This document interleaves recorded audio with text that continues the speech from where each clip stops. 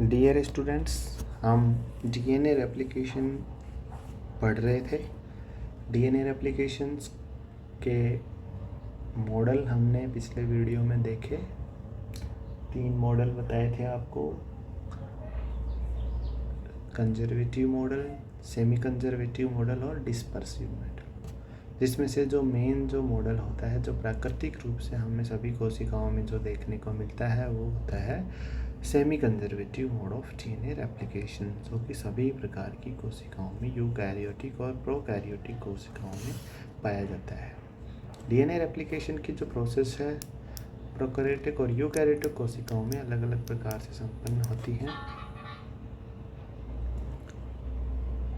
क्या होता है इन प्रक्रिया में? तो डीएनए रेप्लिकेशन जो कि एक ऐसी प्रोसेस है जहाँ पर डीएनए का रेप्लिकेशन होता है। मीन्स डीएनए जो है उसकी डीएनए यहाँ पर अपनी कॉपी बनाता है, मल्टीपल कॉपीज वो सिंथेसाइज करता है। हमने बताया था कि जो प्रोसेस है एंजाइमेटिक प्रोसेस होती है। बहुत सारे एंजाइम्स यहाँ पर काम करते हैं और ये जो प्रोसेस होती है डीएनए रेप्लिकेशन की, ये 3 भागों में होती है: इनिशिएशन, एलोंगेशन और टर्मिनेशन। इनिशिएशन किसको कहेंगे हम? तो यहाँ पर हम बात कर लेते हैं इनिशिएशन की। इनिशिएशन, दूसरी जो प्रोसेस है इलोंगेशन और तीसरी टर्मिनेशन। इनिशिएशन जब कहेंगे जब डीएनए रेप्लिकेशन जो है वो प्रक्रिया स्टार्ट होती है। यहाँ पर स्टार्ट को बोलेंगे स्टार्ट का मतलब होता है कि डीएनए जो रेप्लिकेशन प्रोसेस है वो कहीं ना कहीं से डीएनए पे स्टार्ट होती है, किसी एक स्थान से, और वहाँ पर सबसे पहले क्या किया जाता है, दोनों स्ट्रैंड्स को अलग किया जाता है। ठीक है, और वहाँ पर दोनों स्ट्रैंड जब सेपरेट होते हैं तो यहाँ पर ये सेपरेट भी कुछ एंजाइम्स की मदद से होंगे, और यहाँ पर जो फर्स्ट न्यूक्लियोटाइड जो ऐड किया जाएगा वहाँ तक की जो प्रोसेस होगी हम उसको इनिशिएशन प्रोसेस बोलेंगे। एलोंगेशन प्रोसेस जो है वो जब होती है जब जो फर्स्ट न्यूक्लियोटाइड सिंथेसाइज हो चुका है और लास्ट न्यूक्लियोटाइड जहाँ पर ऐड होता है उस तक की जो जितनी भी प्रोसेस है वो हम एलोंगेशन प्रोसेस में हम शामिल करेंगे। थर्ड जो स्टेप होता है जो कि टर्मिनेशन होता है, ये जो स्टेप है यहाँ पर जितने भी एंजाइम्स जो यहाँ पर डीएनए रेप्लिकेशन में काम कर रहे थे वो क्या हो जाएंगे, डीएनए से अलग हो जाएंगे। और जो लास्ट में जो निक बचेगा, निक जिसको हम बोलेंगे, डीएनए में जो रेप्लिकेशन की प्रोसेस जो हो रही है तो उनमें कुछ निक रह जाएंगे। वो क्या होते हैं वो बाद में देखते हैं। उन निक को फिर सील कर दिया जाएगा डीएनए लाइगेज एंजाइम के द्वारा। तो वो प्रोसेस जो होती है वो टर्मिनेशन की प्रोसेस होती है, जहाँ पर जितने भी एंजाइम्स जो डीएनए रेप्लिकेशन में हेल्प कर रहे हैं वो अलग हो जाते हैं डीएनए से, और डीएनए कम्प्लीटली अभी क्या हो चुका है, सिंथेसाइज हो चुका है। एक जो डीएनए है उसकी 2 एकदम एग्जैक्ट कॉपी यहाँ पर हमें प्राप्त हो जाती है। तो डीएनए जो रेप्लिकेशन प्रोसेस है ये मेनली डीएनए पॉलीमरेज एंजाइम के द्वारा करी जाती है। डीएनए पॉलीमरेज यहाँ पर काम करते हैं। डीएनए पॉलीमरेज जो कि 3 प्रकार के यूकैरियोट्स की बात करें तो 3 प्रकार के डीएनए पॉलीमरेज यहाँ पर होते हैं: DNA polymerase first, DNA polymerase second और डीएनए पॉलीमरेज थर्ड।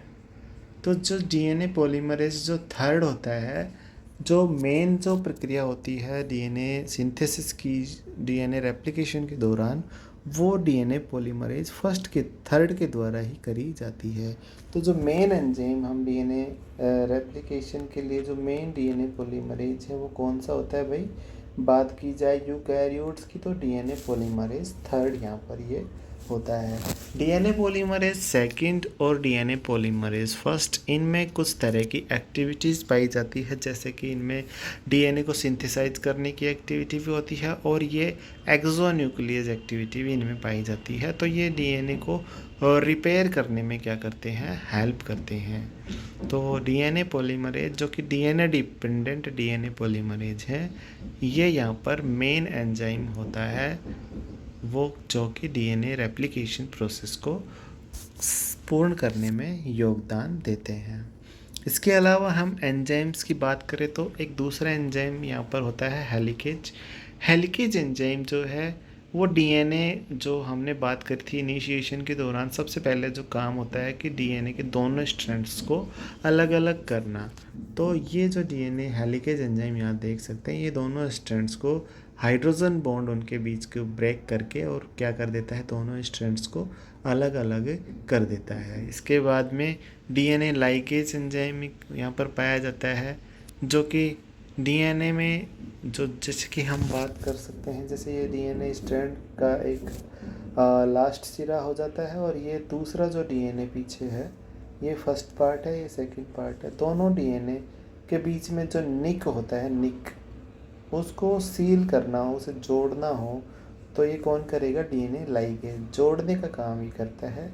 ये दोनों के बीच में जैसे ये 3 प्राइम OH और फॉस्फेट ग्रुप को ऐड करके और बीच में फॉस्फोडाइस्टर बॉन्ड ये बना देता है। तो इस प्रकार से डीएनए को जोड़ने का काम ये करता है। प्राइमेज एंजाइम जो होता है कि सबसे पहले डीएनए सिंथेसिस स्टार्ट होता है तो हमें प्राइमर्स की ज़रूरत पड़ती है। क्यों? क्योंकि और ये जो प्राइमर होते हैं ये एक आरएनए प्राइमर्स यहाँ पर ऐड किए जाते हैं, डीएनए प्राइमर्स यूज़ नहीं होते हैं, क्योंकि आरएनए पॉलीमरेज एक ऐसा एंजाइम होता है जिसको कि फ्री 3 प्राइम OH नहीं चाहिए, उसको पहले से मौजूद प्राइमर सिंथेसिस करने के लिए नहीं चाहिए, वो अपने कहीं से भी खुद के न्यूक्लियोटाइड ऐड करके और सिंथेसिस कर सकते हैं। जबकि डीएनए पॉलीमरेज की एंजाइम की जो खास बात है वो ये क्या है, वो तभी सिंथेसिस कर पाते हैं जब उनको पहले से मौजूद कोई प्राइमर मिले। तो इस प्रकार से हमें आरएनए पॉलीमरेज की आवश्यकता होती है, जिसको हम प्राइमेज बोलते हैं। ये आरएनए का सिंथेसिस करते हैं और डीएनए सिंथेसिस की जो प्रक्रिया है उसको स्टार्ट करने में ये हेल्प करते हैं। इसके अलावा एसएसबी प्रोटीन्स यहाँ पर हमें चाहिए होंगी। एसएसबी जिसको पूरा नाम है single stranded binding proteins. Single stranded binding proteins, हमने हेलिकेज एंजाइम की बात जो अभी करी थी तो वहाँ पर देखा था कि हेलिकेज एंजाइम ने इन दोनों स्ट्रैंड्स को आपस में क्या कर दिया है, सेपरेट कर दिया है।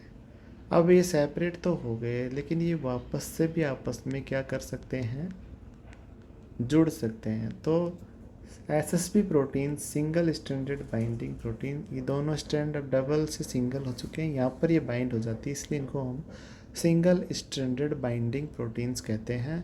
और ये बाइंड हो चुकी है, इसलिए अब इसको हम क्या बोलेंगे, सिंगल स्ट्रैंडेड बाइंडिंग प्रोटीन्स।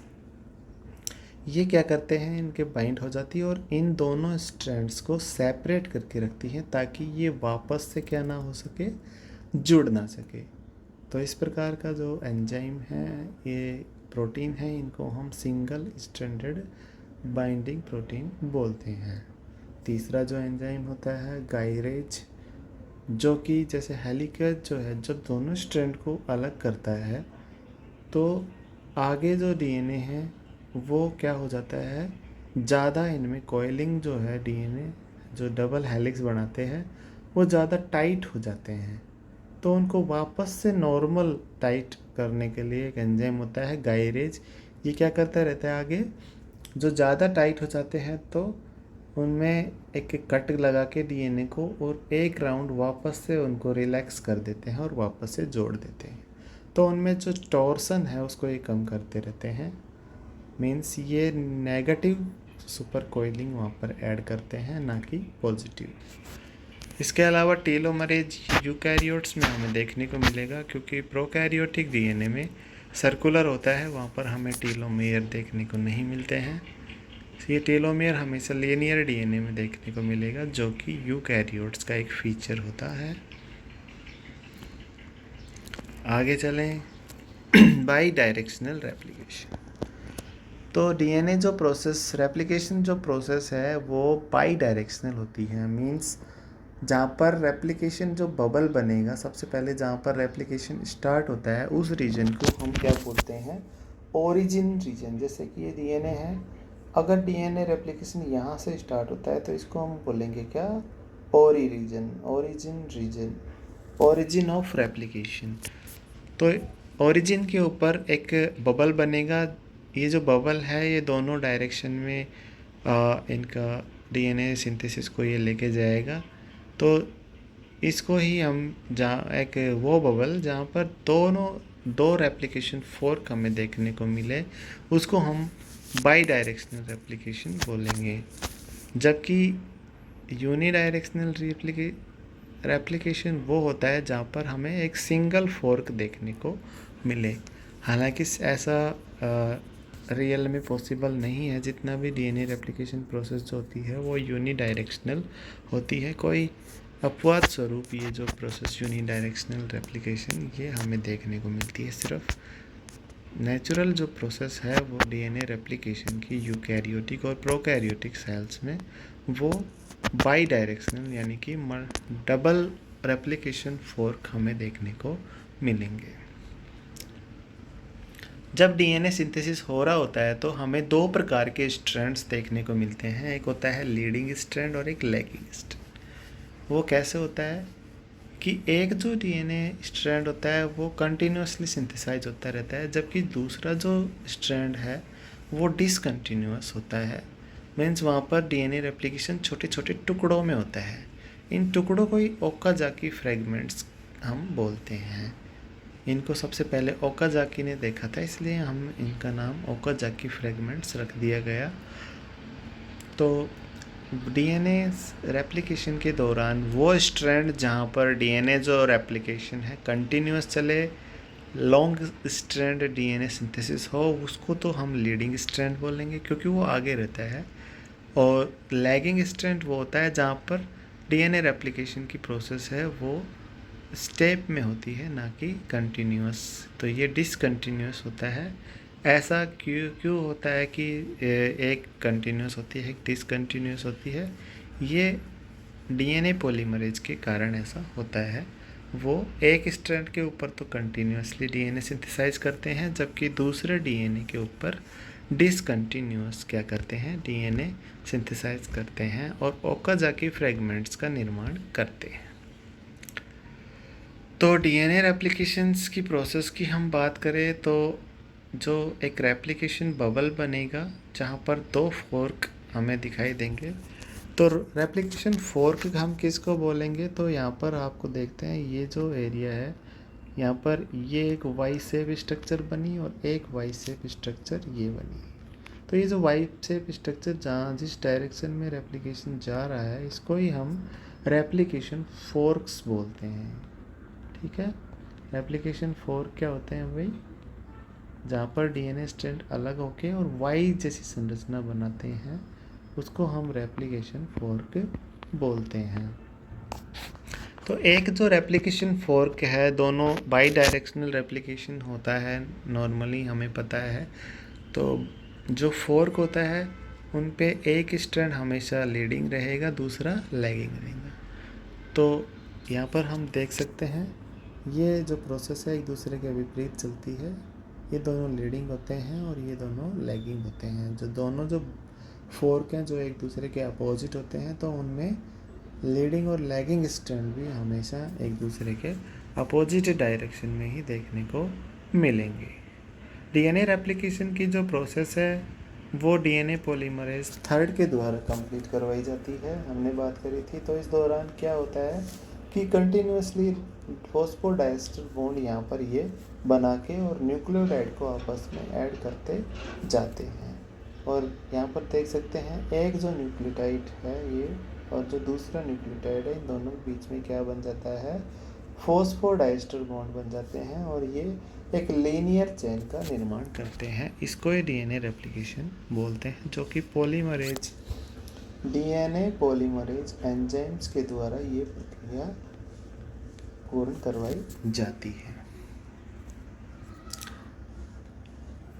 अब डीएनए रेप्लिकेशन की प्रोसेस को हम डिटेल में देखें तो सबसे पहले डीएनए हेलिकेज आता है जो कि दोनों स्ट्रैंड को अलग कर देगा। फिर एसएसबी प्रोटीन्स आके इन स्ट्रैंड के ऊपर बाइंड हो जाएंगे ताकि ये अलग अलग रहे। ठीक है, फिर आरएनए प्राइमर आता है जो कि प्राइमेज एंजाइम, वो जैसे इधर प्राइमेज किया और इधर इन्होंने स्ट्रैंड किया। अब डीएनए पॉलीमरेज थर्ड यहाँ पर कंटिन्यूसली डीएनए सिंथेसाइज करता रहेगा। यहाँ पर देख सकते हो आप, ये इस डायरेक्शन में सिंथेसिस हो रहा है और ये इस डायरेक्शन में सिंथेसिस हो रहा है। तो यहाँ पर लीडिंग स्ट्रैंड ऊपर वाला है जिसमें कि कंटिन्यूसली सिंथेसिस हो रहा है और नीचे लैगिंग स्ट्रैंड जहाँ पर बहुत सारे प्राइमर्स ऐड किए जाते हैं और उनको फिर डीएनए पॉलीमरेज एक्सटेंड करता रहता है। तो दोनों ओकाजाकी फ्रेगमेंट्स जो रहेंगे उनके बीच में ओकाजाकी फ्रेगमेंट्स को जोड़ने का जो काम है वो कौन करेगा? DNA ligase. लेकिन जोड़ने से पहले हमें इस ओकाजाकी फ्रेगमेंट में से आरएनए प्राइमर का जो पार्ट है उसको हटाना पड़ेगा, जो काम कौन करता है? DNA polymerase first. तो DNA polymerase first RNA primer जो कि शुरू में हमें चाहिए डीएनए को स्टार्ट करने के लिए, उनको बाद में हटा दिया जाता है जो कि डीएनए पॉलीमरेज फर्स्ट के द्वारा हटाया जाता है। Primase enzyme RNA primer add करते हैं, हटाया किसके जाएगा? डीएनए पॉलीमरेज फर्स्ट के द्वारा। अब डीएनए पॉलीमरेज थर्ड जो है ये मेन डीएनए रेप्लिकेशन एंजाइम होता है जो कि डीएनए रेप्लिकेशन की प्रोसेस को कंटिन्यूअसली क्या करते रहते हैं? सिंथेसिस करते रहते हैं। इस प्रकार से पूरा डीएनए सिंथेसाइज हो जाता है और अंत में जो एक निक बचता है उसको लाइगेज एंजाइम द्वारा सील कर दिया जाता है। तो इस प्रकार से ये प्रक्रिया होती है। हम देख सकते शुरू में डीएनए है और ये इस प्रकार से रेप्लिकेशन बबल बनता है जो कि कंप्लीट होता होता और आखिर में इनसे दो सर्कुलर डीएनए बन जाते हैं। इस प्रकार का जो डीएनए रेप्लिकेशन होता है इसको हम थीटा, क्योंकि एकदम थीटा जैसा यहाँ पर इस जगह हमें दिखाई दे रहा है, तो थीटा रेप्लिकेशन मोड इसको हम बोलते हैं। तो ये डीएनए रेप्लिकेशन की प्रोसेस होती है जो कि काफ़ी सिंपल होती है। यूकैरियोट्स में थोड़ा ये टिपिकल होती है, लेकिन लगभग प्रोसेस ये सेम ही होती है। एंजाइम्स यहाँ पर जो काम करेंगे वो लगभग सिमिलर यहाँ पर काम करते हैं। तो ये डीएनए रेप्लिकेशन प्रोसेस थी, आपको समझ में आया होगा।